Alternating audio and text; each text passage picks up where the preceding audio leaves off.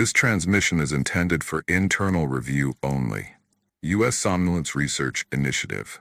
Project Deep Sleep Retention. Archive record number 0247. Subject 42. Date of recording redacted. Subject 42 was admitted to Site 9 on April 3, 1994. Initial sleep depth compliant. REM cycle inducement was successful after 12 minutes and 43 seconds. At hour 6, subject ceased physical movement. Eye movement continued. Heart rate stabilized. Conscious EEG activity began to deviate from known dream state parameters. All attempts to wake the subject have failed. We have reason to believe he is now deeper than sleep, not dreaming, somewhere beneath it. We monitored the progression for the first 72 hours. Auditory triggers were administered. Emergency sirens, spoken name, even a message from his spouse. No reaction, no response, only slow, erratic movement in the eyes, like tracking something. Something inside. He began to speak at hour 119. Not to us, to something else. Speech patterns were fragmented, untranslated, repetitive in tone. It was not English. It was not a language we've heard before. He repeated the same phrase 6 times. He's standing behind the door. We verified. No door in the testing chamber. No one entered or exited. But the temperature in the room dropped by 3 degrees. We do not know why. On the 4th day, subject began to exhibit changes in facial expression. Smiling, frowning, grimacing, cycling rapidly through emotional states, each lasting no longer than 6 seconds. Eyes still closed, his body remained still. But inside the dream, we believe he is running from something. He described it once, unprompted. They told me to follow the red hallway, but it keeps changing. It leads me back to the room, back to the chair, back to the screen. There is no red hallway in the compound. There is no screen. On day 7, he became silent again, but the EEG monitor recorded a second brainwave pattern, as if another consciousness had entered the signal. It did not match his profile. It was foreign. We believe he is no longer alone.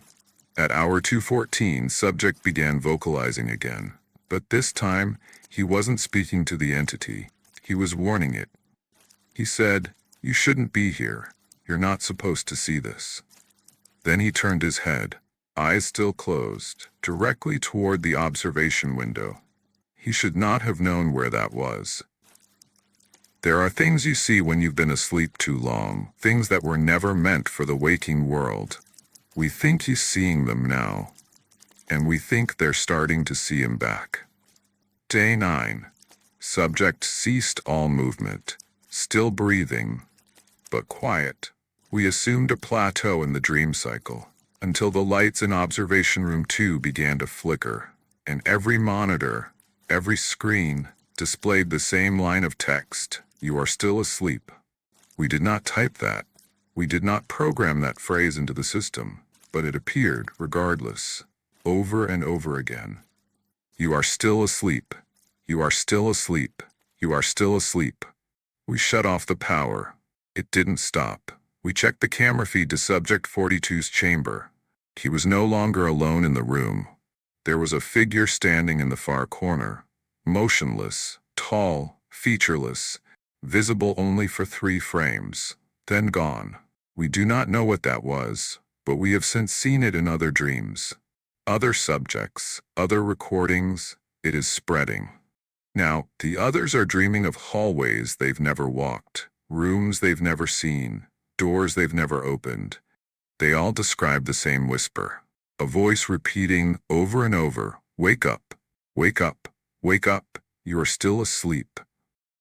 But waking is no longer permitted. Subjects who become aware of their dreaming state enter a feedback loop. They try to escape, but each exit leads back to the beginning. Back to the screen, back to the voice, back to the watcher. We are no longer running a dream experiment. The dream is running itself. If you are hearing this, you were not meant to. This record was not meant for broadcast, not meant for review, but somehow you found it. Oi. It found you. Listen carefully.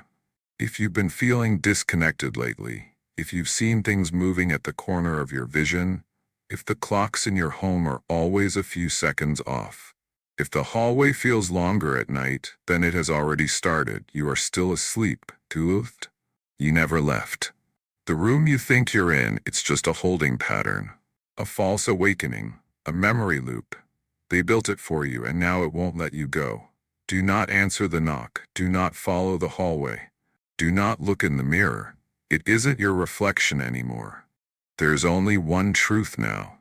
You are still asleep. You are still asleep. You are still asleep. And it is already watching you dream.